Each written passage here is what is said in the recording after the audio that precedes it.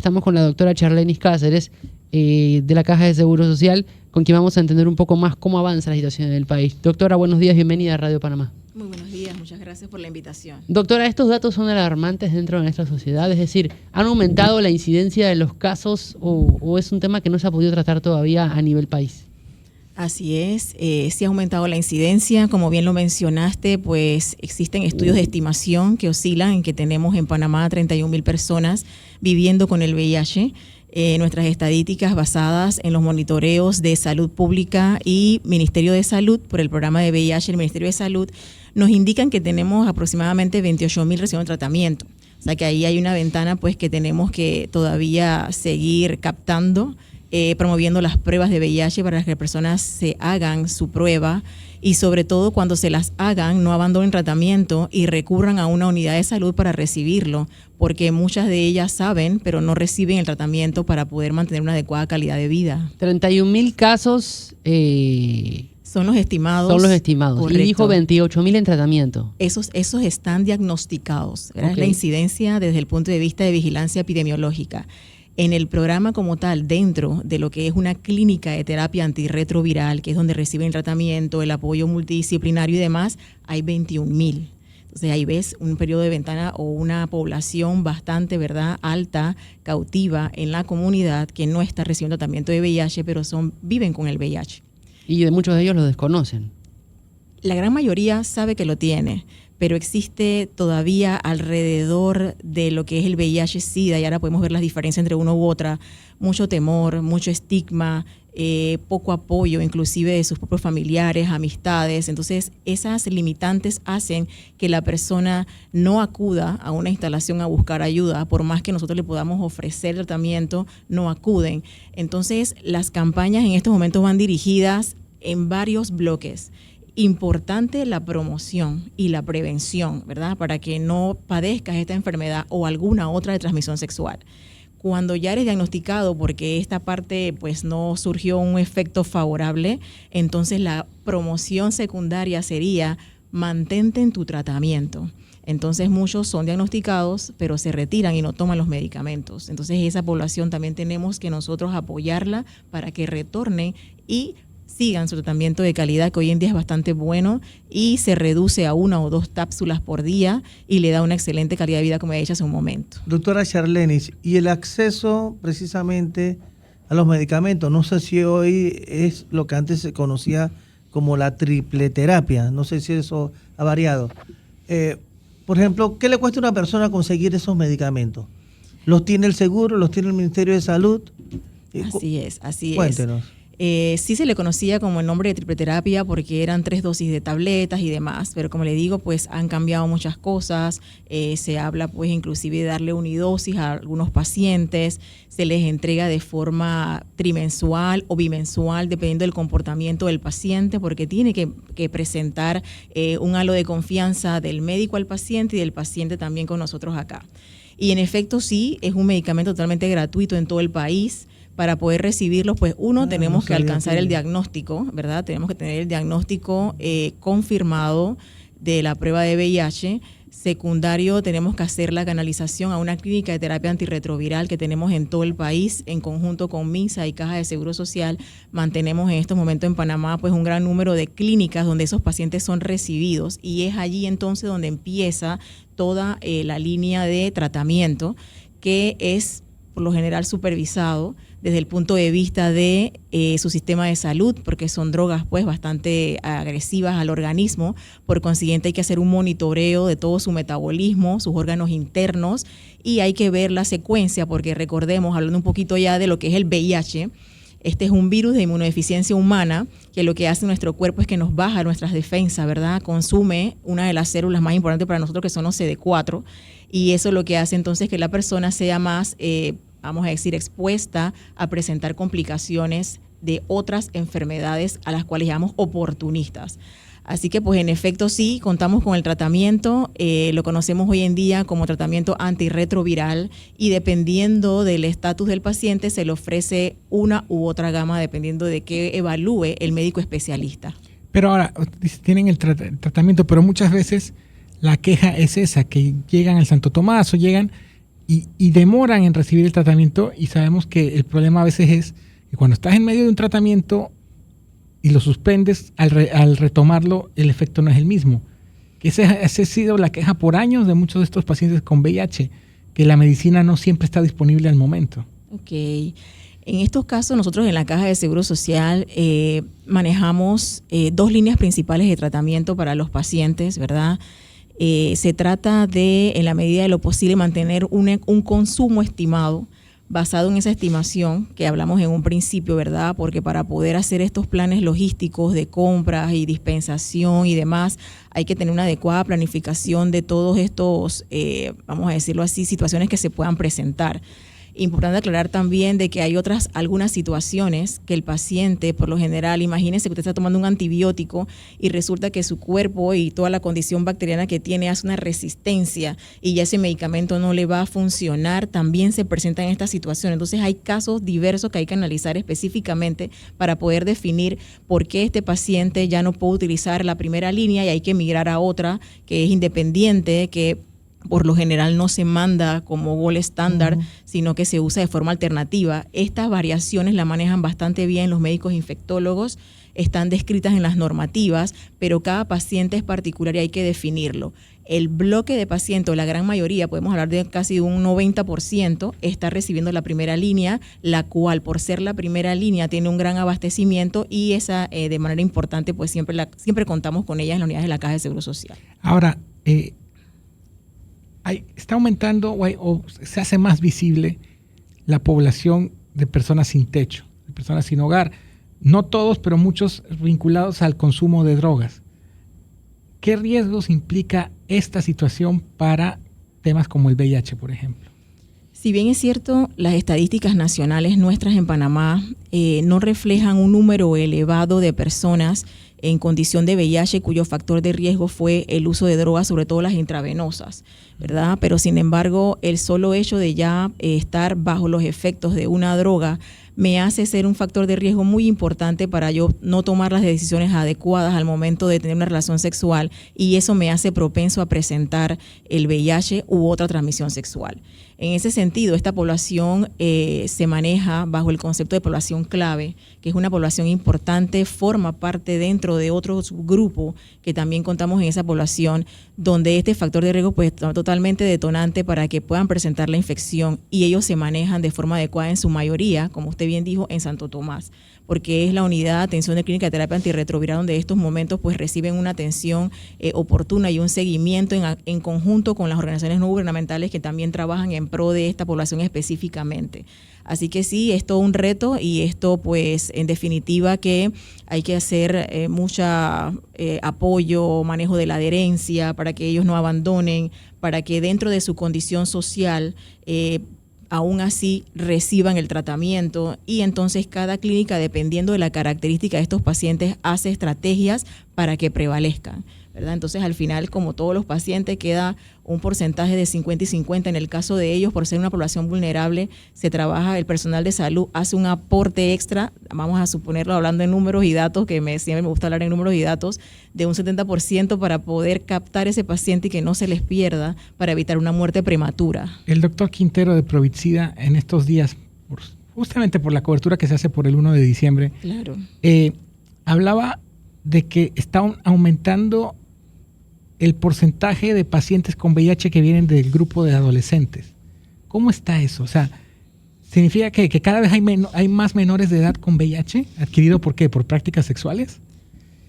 Al principio de la entrevista mencionaban que en la encuesta predomina la población adulta joven con esta condición de VIH, y ese siempre es el repunte de las estadísticas. Uh-huh. El grupo poblacional más afectado son los adultos jóvenes, iniciando de los 18 años hasta los 45 años. Okay. Entonces aquí estamos viendo una población todavía con un nivel de madurez no óptimo, ¿verdad? Tomando decisiones que no son las más acertadas, ¿verdad? Y eso va a factores de riesgo como promiscuidad, como relaciones sexuales sin el uso del preservativo.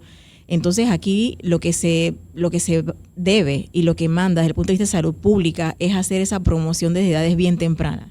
Empezar desde las escuelas, y de hecho se está trabajando con el programa materno-infantil, que incluye el programa de adolescente y el programa de escolar, para hacer esta sensibilización a los adolescentes de sus ámbitos escolares, para que ellos identifiquen, primero, a reconocer y a darle un valor a su cuerpo, y segundo, a poder prevenir esta y cualquier otra enfermedad. Entonces, haciendo un impasse en esta población tan joven, podemos reducir las estadísticas del adulto joven, porque recordemos que el adulto joven arranca ahí a los 18 años y se me va hasta los 59, donde ya entonces empieza ya el adulto mayor, que conocemos que es el de que muy popularmente se le habla de tercera edad, ¿no? Claro, ahora, ¿hay menores en Panamá hay menores de edad con VIH?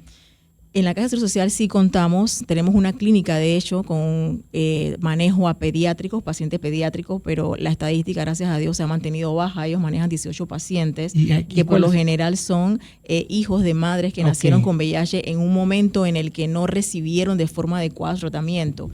Gracias a Dios esas estadísticas pues se han mantenido bajas, porque hoy por hoy contamos con drogas donde la madre, inclusive teniendo VIH, puede tener un bebé y este bebé nace negativo del VIH. Sigue expuesto, obviamente, porque su madre está VIH positiva, pero se le hacen todas las medidas para que ese niño crezca sin VIH. Entonces la clínica pediátrica que contamos en la Caja de Seguro Social maneja hoy en día 18 menores de edad. Y ahora, usted menciona, perdón, Manuel, usted hablaba de los adultos mayores. Hace unos años se hablaba de que había habido una explosión, un aumento significativo de VIH en adultos mayores. ¿Eso se ha controlado? Ok, esa pregunta es muy buena porque nos da el hincapié para hacer varios estudios sociodemográficos sobre todo.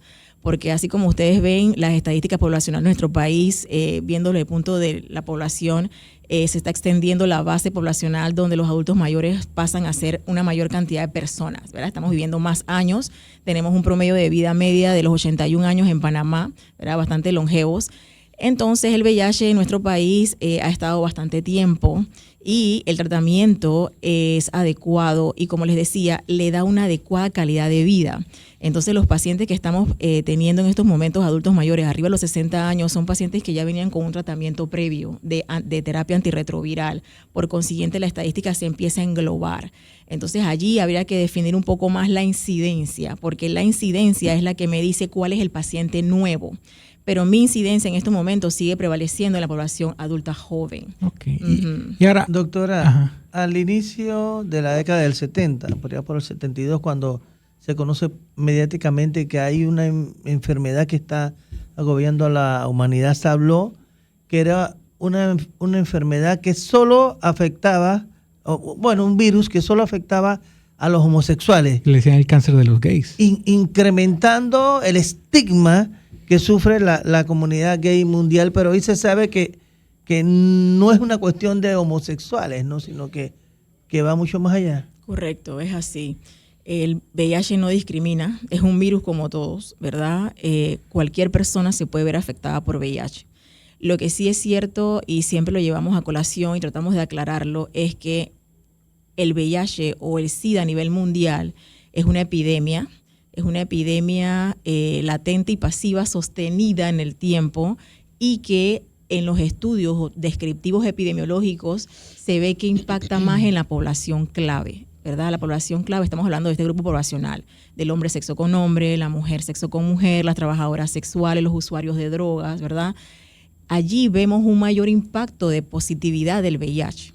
Sin embargo, no exime al resto de las personas. Por ejemplo, nuestras estadísticas en Caja de Seguro Social, el 70% son heterosexuales. Entonces, aquí lo primordial es que, considero que así como hemos avanzado en modernismo, en tecnología y demás, tenemos que también dándole ese cambio de mentalidad, ¿verdad?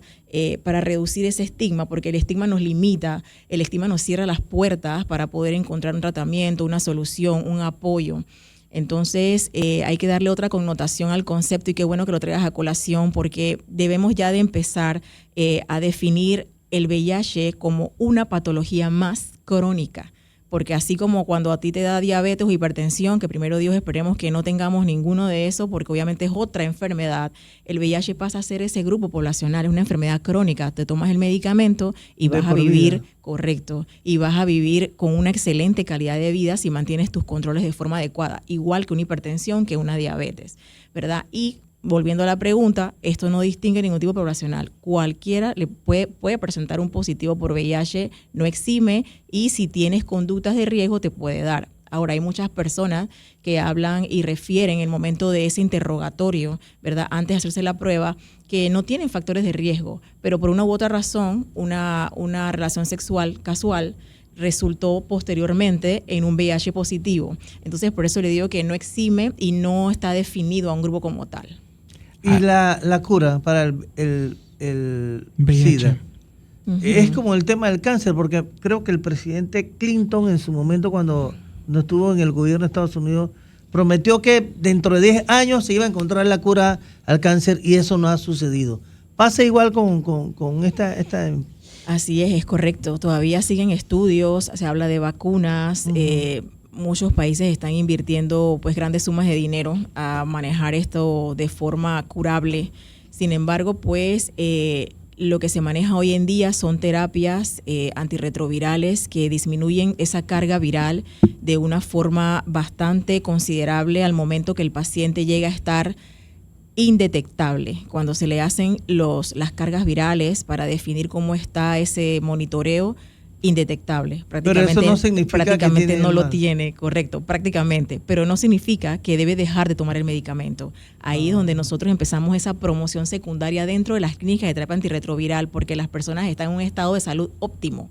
Entonces se sienten con la capacidad de seguir su vida como yo no tengo nada, no me tomo la medicina y me retiro, y no debe ser así, porque esa indetectabilidad te la dio la droga antirretroviral, y sigue haciendo todas tus actividades cotidianas como tal, pero con esta droga de por sí. Por allá por la década del 70 cundió el pánico, ¿no? Cuando se da a conocer lo de esta pandemia, porque esto es una pandemia, y la gente pensaba, bueno, si, por ejemplo, aquí tuvo alguien con esa enfermedad y tocó esto, y yo llego y toco, me contagio, y si estoy conversando y me cae una gota de saliva del interlocutor que está, igualmente me contagio. ¿Es eso cierto o es parte de la ignorancia que se tiene al respecto? Qué bueno que traiga eso a colación, porque eso también es otro adorno más del estigma y la discriminación a este grupo poblacional que vive con VIH. En efecto, no. Las únicas, vamos a decir así, secreciones por las cuales se puede transmitir el VIH son secreciones internas como la sangre y las secreciones genitales, ¿verdad? Como el esperma. Obviamente el impacto de la relación sexual sin protección y sin saber si la persona tiene o no tiene VIH es la ruta pues más directa. También existe la transmisión materno-infantil, obviamente, ¿verdad? El bebé se forma dentro de su madre, por consiguiente hay riesgo de transmitir el VIH. Pero ni el sudor, ni la saliva, ni los besos, ni las caricias, nada de eso transmite el VIH. No son rutas de transmisión, y eso hay que derribarlo a nivel de la sociedad para que acerquemos a las personas y para que se quite ese estatus que existe de que tienes VIH, alejamos a la persona. Todavía existe. Mire, aquí eso. me escribe el señor Pablo Castilla, el primo realmente, y nos recuerda que un boxeador, Esteban de Jesús, que le infligió la primera derrota a Roberto Durán, termina padeciendo de la enfermedad, y Roberto lo fue a visitar como es Roberto, un hombre muy abierto, y lo abraza. Y entonces todo el mundo quedó como asustado, pero no tiene nada que ver, no hay ningún nivel de contagio, y demuestra la calidad de ser humano que es nuestro Roberto Mano de Piedra Durán, ¿no? Explosivo, pero un gran ser humano. Así es, correcto. Doctora, me preguntaba hace un rato Pinky acá por el interno, el medicamento, los que tienen que tomar el medicamento, ¿qué efectos secundarios tiene? Si tiene efectos secundarios, o si, por ejemplo, como es en el caso de las diálisis, que el que se hace diálisis termina sumamente agotado, que termina prácticamente inhabilitado después del tratamiento. ¿Pasa igual con el que tiene que tomar su tratamiento de VIH? Bueno, Todas las drogas en verdad tienen efectos colaterales en nuestro organismo, todas. De hecho, hasta el acetaminofén, un medicamento bastante nuevo que se utiliza muy frecuente para dolores de cabeza y demás. No hay ninguna diferencia entre uno o el otro. Lo que sí se debe conocer es que como obviamente el tratamiento es prolongado, se debe hacer un monitoreo, ¿verdad? Un monitoreo de nuestros órganos internos a través de los exámenes sanguíneos para ver cómo está la función hepática, la función renal, ¿verdad? Todo eso lo vamos observando. Si ese paciente VIH que vive con VIH tiene otra condición o comorbilidad, como por ejemplo una hipertensión, que también se puede dar el caso, hay que tratar las dos, porque entonces va a requerir drogas de la hipertensión y drogas de antirretrovirales. Entonces, claro que eso tiene un impacto sobre nuestros órganos internos. Allí lo que hacemos es el monitoreo para hacer esa regresión, ¿verdad? Y que el órgano, por ejemplo, en este caso mencionabas la diálisis del riñón, no se vea afectado hasta llegar a este estado terminal de diálisis, ¿no? Entonces, las probabilidades de que este paciente que vive con VIH tenga un final a una hemodiálisis es la misma que una persona que se automedica sin ningún tipo de prescripción médica y toma drogas por doquier por una migraña o una cefalea, ¿verdad? Entonces, aquí solamente lo importante para resaltar es que siga el monitoreo con su médico tratante y, por supuesto, pues el control de laboratorio seriado cada 3 meses, dependiendo de la condición de salud de ese paciente.